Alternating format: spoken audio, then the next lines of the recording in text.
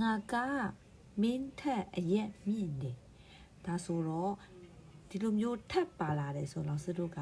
ပီဆိုတဲ့စကားလုံးလေးကိုသုံးပေးရတယ်ဝေါ်ပီနီကောင်းဒီနေ့က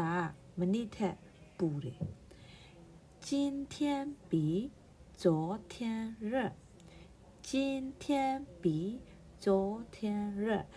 ဒီနေ့နဲ့အဲ့မနေ့ရတဲ့ကြားထဲမှာပီဆိုတဲ့စကားလုံးကိုထည့်ပေးရမယ်ဒါမှသူကထပ်ဆိုတဲ့ဟာအတိတ်ပဲပေါက်သွားတယ်နောက်တစ်ခုကဒီစာအုပ်ကဟိုစာအုပ်ထက်ဈေးကြီးတယ်ဆိုဒီစာအုပ်လည်းတည်ထားရမယ်ဟိုစာအုပ်လည်းတည်ထားရမယ်ပြီးရင်အလယ်မှာပီဆိုတဲ့စကားလုံးကိုသုံးပေးရဒါဆိုဒီစာအုပ်ကြတော့这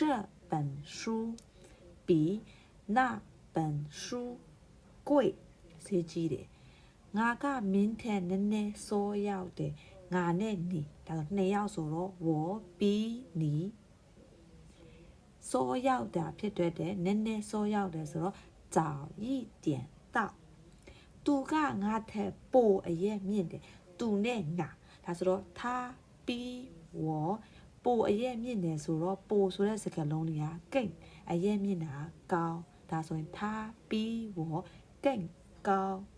နောက်တစ်ခုတရုတ်စာကအင်္ဂလိပ်စာထက်ခက်လားလို့မေးတယ်ဆိုတော့တရုတ်စာနဲ့အင်္ဂလိပ်စာနှစ်ခုကသူ့ရဲ့အဓိတရုတ်စာဆိုတော့中文比英语难吗英文နဲ့ပြောလို့ရပါတယ်သူကငါထက်ပြေးတာမြန်တယ်ဆိုရင်他比我